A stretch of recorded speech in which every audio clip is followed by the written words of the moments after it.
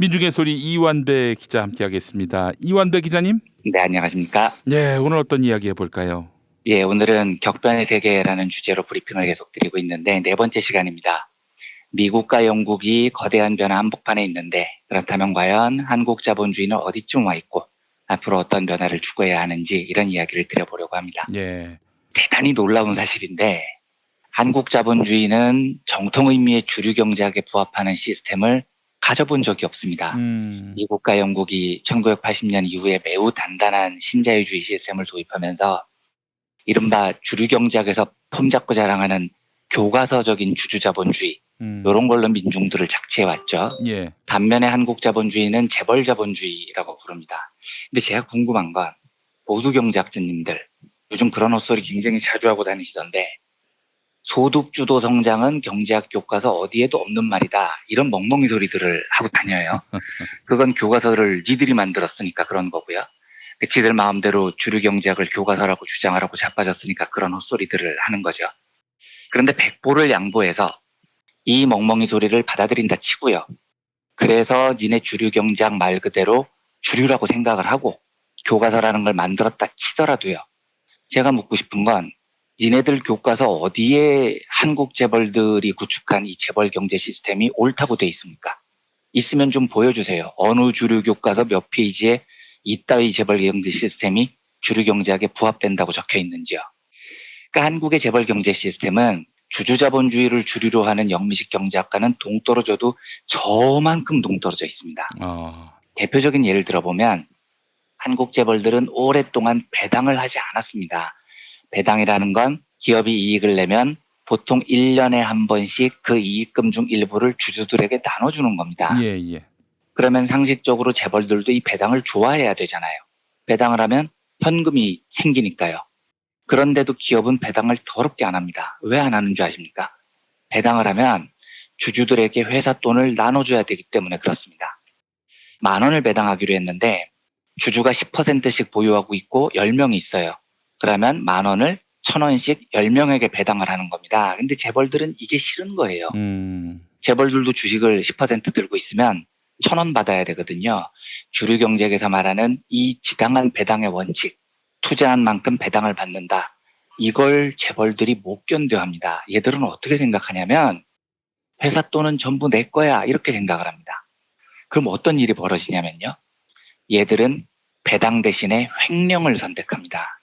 왜냐하면 배당을 하면 자기는 보유 주식만큼만 배당을 받는데 횡령을 하면 회사 돈을 자기가 다 가져갈 수 있거든요. 그러니까 제가 효성그룹 조현준 회장 이야기를 얼마 전에 드렸는데 홍콩에서 티셔츠 2,000불어치 법인카드로 썼을 거라는 의심이었잖아요. 그런데 요거 말고도 조현준은 이미 법인카드로 개인 용도로 16억 원어치나 쓴 혐의가 1심에서 유죄 판결이 났습니다. 근데 이거 들어보면 너무 짜치잖아요. 조현준 재산이 5천억인데 설마 16억이 없어서 법인카드를 긁었겠습니까? 이번 2,000불어치 티셔츠를 정말로 법인카드로 긁었다면 아유 그 고작 해야 200만 원인데 그게 없어서 법인카드를 긁었겠냐고요. 그런 게 아닌 겁니다. 얘들은 그냥 회사 돈이 자기 돈이라고 생각하는 거예요. 그래서 한국 재벌들이 다 횡령 정보 하나씩 갖고 있거든요. 이유가 이런 겁니다. 삼성을 생각한다의 저자 김용철 변호사는 책에 이렇게 적습니다. 평범한 사람들의 생활을 잘 모른다는 것에 대해 이재용은 안타까워하거나 부끄러워하는 기색이 없었다. 자신에게는 보통 사람들과 다른 기준이 적용돼야 한다는 것을 당연하게 여겼다. 그날 이재용은 비자금이나 차명계좌는 모든 기업이 공공연하게 갖고 있는 것인데 왜 삼성에 대해서만 문제 삼는 것인지 모르겠다며 짜증스러워했다. 이렇게 적은 대목이 있습니다. 분위기가 짐작이 가시죠. 이재용은 아니 비자금 만드는 게 뭐가 문제야? 이렇게 생각을 하는 거예요. 예. 그리고 짜증을 냅니다. 왜 문제를 삼냐고요. 도대체 어느 나라 주류 교과서 경제학에 이런 횡령 경제 범죄가 경제학의 법칙이라고 가르칩니까? 주주자본주의는 네가 3% 지분 갖고 있으면 3%치 권리를 행사하라는 겁니다. 그게 니들이 좋아하는 경제학 교과서에 나와 있어요. 그런데 이건 날강도들도 아니고 회사 돈을 지 돈처럼 뺏쓰는 걸 당연히 여기는 꼴통들이 지금 한국 재벌 자본주의를 주도하고 있습니다. 무슨 이야기냐면 우리나라의 자본주의는 영미식 자본주의에 비해서도요. 최소 40년 이상 더 잔인하게 보면 100년 이상, 200년 이상 이렇게 뒤처져 있는 겁니다. 굉장히 슬픈 현실인 거죠. 예. 그런데 신자유주의가 마무리되는 이 격변의 시기에 미국하고 영국은 교과서에 나와 있는 주주자본주의의 폐해를 절감하고요. 거대한 전환을 시도합니다. 이걸 보면 우리가 얼마나 갑갑합니까? 주주자본주의하고도 최소 40년 이상 벌어진 후진적 시스템을 갖고 있는데 미국과 영국, 신자유주의의 꼴통이라고 불렸던 강대국들도 이제 이걸 극복하자고 하고 있다고요. 그럼 만약에 2020년에 영미가 신자유주의를 탈피하는 거대한 전환의 첫 발자국을 떼면 우리하고 격차는 얼마나 더 벌어지겠습니까? 지금 한국 자본주의가 뭘 하고 있냐면 이제 겨우 재벌 자본주의를 주주 자본주의와 접목을 하려고 하고 있어요.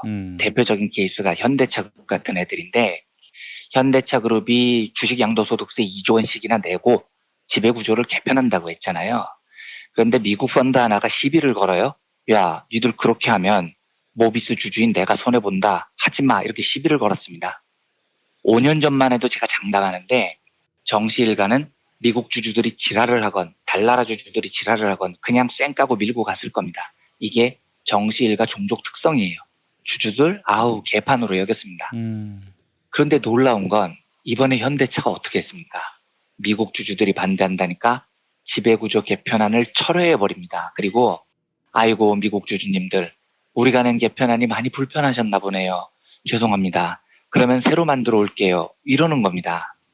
이 말은 이제 더 이상 한국 재벌들이 주주들의 요구를 쌩 까고 갈 수 없다는 걸 깨달았다는 뜻이죠. 그래서 이제부터 한국의 재벌들은 미국 주주들, 영국 주주들이 요구하는 거 아주 잘 들어줄 겁니다. 배당 높여 하면 배당 높이고요. 자사주 매입하고 소각해 하면 하는 겁니다. 이럴 가능성이 아주 높아졌어요. 예. 그런데 보십시오. 영국하고 미국은 40년 전에 이미 이걸 다 시스템으로 만들어 놓은 거라니까요.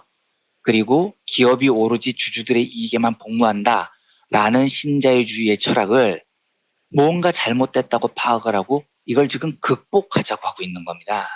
근데 우리는 영미가 40년 전에 만들고 이제 잘못됐다고 확인한 걸 그 40년 전 버전을 지금 도입한 애 만에 이러고 앉아 있는 겁니다. 정작 미국과 영국은 40년 해보니까 엿같더라 보완하자, 이해 당사자 자본주의 도입하자, 이익공유제 실시하자 이러면서 거대한 전환을 시도하고 있는데 예. 우리는 지금 뭘 하고 앉아 있는 겁니까? 40년 전 시스템을 도입하는 것도 이렇게 힘들어하는데요. 우리가 얼마나 경제적으로 뒤처져 있는지 설명이 불가능한 정도에 와 있는 겁니다.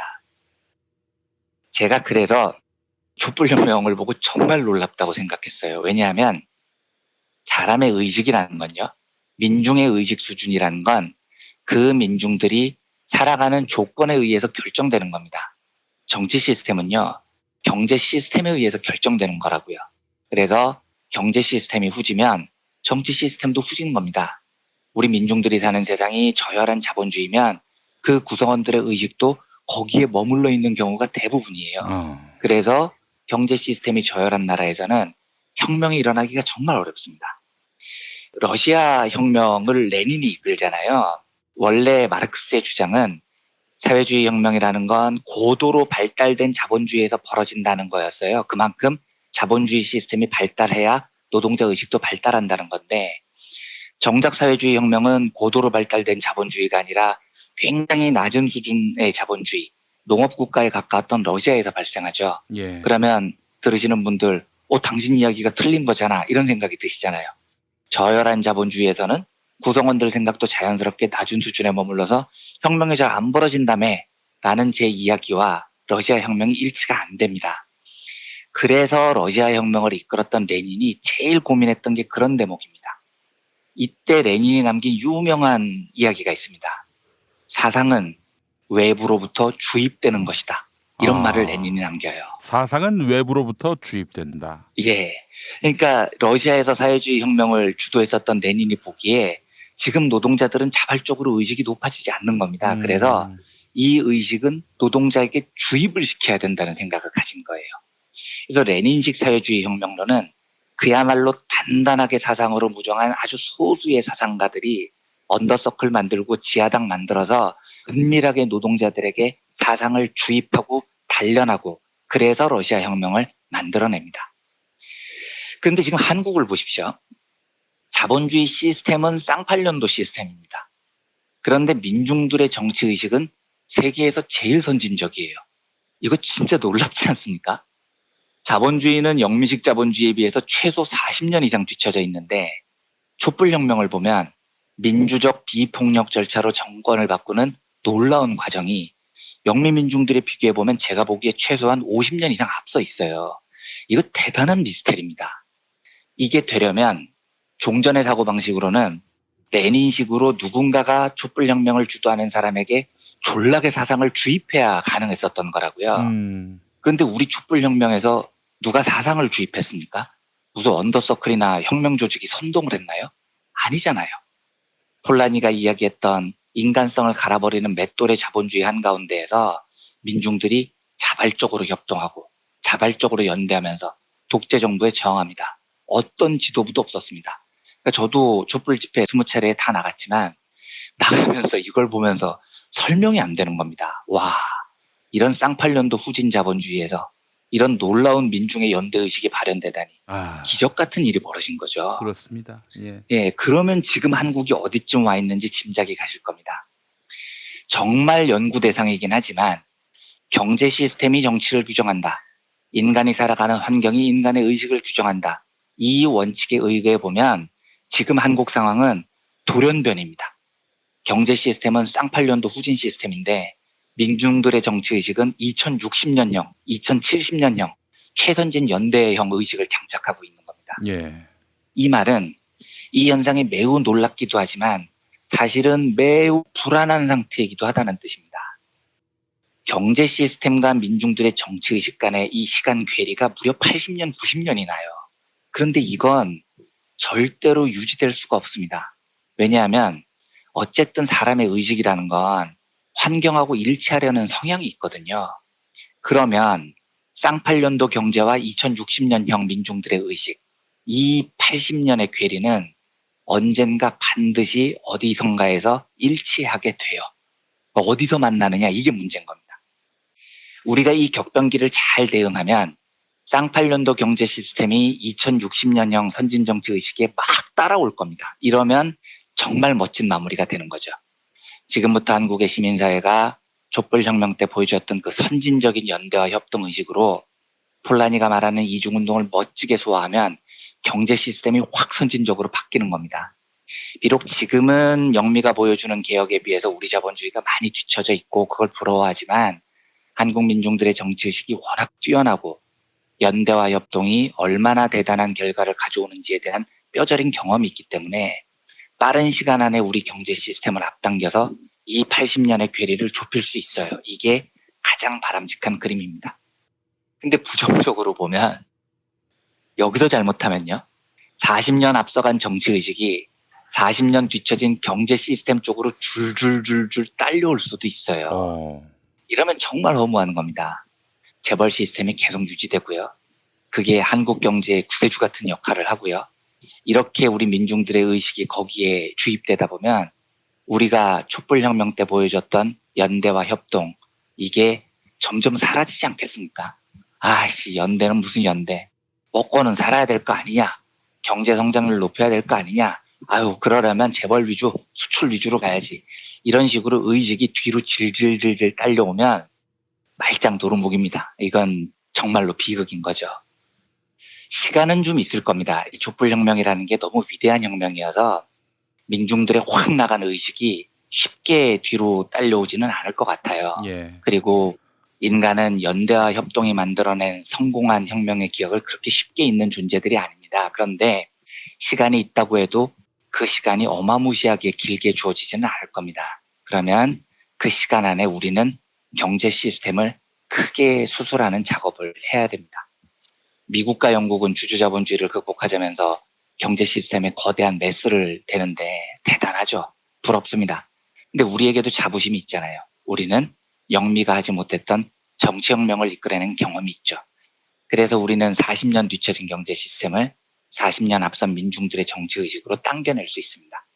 신자유주의가 몰락하는 시기인데 이 격변기에 한국 사회가 해야 될 일은 뛰어난 정치의식, 혁명을 이뤄낸 연대와 협동의 정신으로 재벌 자본주의를 혁파하는 겁니다. 예. 그리고 더 나아가서 주주 자본주의도 단번에 뛰어넘는 사람을 중심으로 한 새로운 경제 시스템을 설계해 나가는 거죠. 저는 이게 가능할 거라고 믿어요. 하지만 이게 만약에 안 된다면 안타깝게도 우리는 40년 앞선 정치 시스템이 그냥 뒤로 질질질질 딸려가서 다시 쌍팔년도 경제 시스템과 접촉되는 아주 불행한 사태를 맞을 수도 있습니다. 그만큼 중요한 시기를 우리가 살고 있는 거죠. 나흘 동안 너무 뜬구름 잡는 이야기만 드린 것 같아서 좀 죄송스럽고 좀 지루하셨을 것 같은데 저는 어쨌든 이 일이 반드시 될 거라고 믿어요. 저는 이게 우리의 숙명 같은 거라고 생각을 합니다. 뭐 경제 브리핑에서 숙명을 이야기하니까 도를 믿으십니까? 뭐 이런 전도하는 것처럼 들리실 수도 있는데 이 숙명론에 대해서는 제가 굳게 믿는 한국 자본주의의 숙명, 한국 사회의 운명에 대해서는 내일 마지막으로 하루만 더 말씀드리고 이번 주에 다뤘던 거대한 변화에 대한 이야기를 내일 마무리하도록 하겠습니다. 그리고 3개월 휴가 들어가시고. 네, 그렇습니다. 알겠습니다. 이완배 기자님 너무 좋은 내용 감사합니다. 감사합니다. 예. 네. 내일 다시 뵙겠습니다. 네, 내일 뵙겠습니다. 고맙습니다.